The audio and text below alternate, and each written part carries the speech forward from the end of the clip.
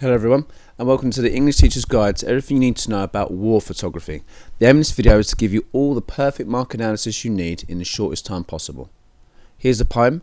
You should already have read this 3, 4, 5 times. You should have a bountiful amount of notes concerning form, structure, language already. What we're now going to do is enhance that analysis. So the basic meaning. The poem explores the violence of war and the loss of innocence that it creates. This work also helps to highlight the haves and the have-nots, those who are safe and those who are constantly under the threat of violence.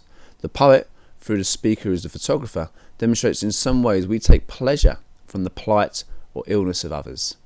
The work also suggests a dilemma a photographer faces. They must capture misery rather than help it. So let's analyse form then, shall we? The use of dramatic monologue, that one person speaking at length, helps the reader consider the person behind the camera.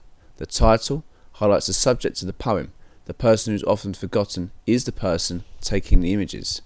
Using that third person description when exploring the different characters within helps to highlight the detachment the photographer feels from the real world, and also helps to highlight the detachment that we feel from the people in the images. So make sure you add these to your notes and let's move on. So structurally, the deliberate contrast between the sun-gilded girls and the staggering small girl with the baby highlights the difference between the decadent and happy world away from any concerns of war and those who are left to struggle daily with war. The reference to both can also highlight that the cameraman sees no difference between the two, so they are merely subjects in a photo. Using the hyphen to make references to the people in the poem suggests they are nothing more than an aside, an interruption to the main message in our daily lives, emphasising the lack of care about the people within the photographs. And is that the lack of care from the photographer or our lack of care as readers? Learning that a child drops the baby prior to her running before we read the caption triumph helps to contradict the caption and to highlight that war is cruel and filled with devastation. It also emphasises this idea that even though you can take some positives from war, ultimately it's still a negative thing. And we never learn the fate of the baby. So to us and the photographer, that isn't important. And that clearly highlights that we are cruel and uncaring, which is obviously one of the main messages within this poem. Finally, let's look at language. The sun-gilded girls creates an image of a positive, eternally happy individual. Gilded creates a sense of positive world away from war and also suggests a sense of status, value as well, which again highlights that contrast between them and the little girl, which on one level obviously highlights her age, but can suggest her insignificance to us. Seek out creates a predatory feeling. The photographer benefits from others much like a predator, particularly those who are different, strange or abnormal to our society. Then you can think that just outside it people love normally.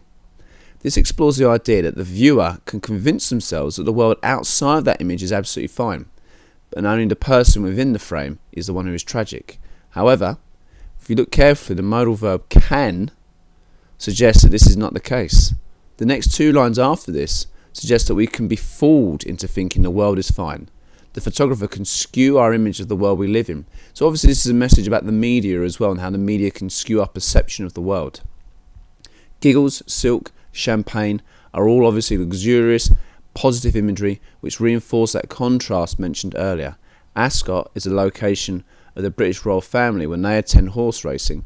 This again reinforces this sense of decadence. Staggering, devastated, highlights the tragic nature of the girl.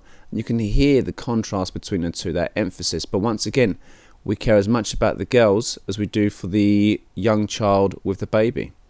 Fingers pressed, rather than simply explain that the photographer is about to take an image, suggests that the photographer is about to commit an act of violence, almost like the finger on a trigger. The girl becomes a victim in this sense, and our need to see the images makes us now feel like the predator.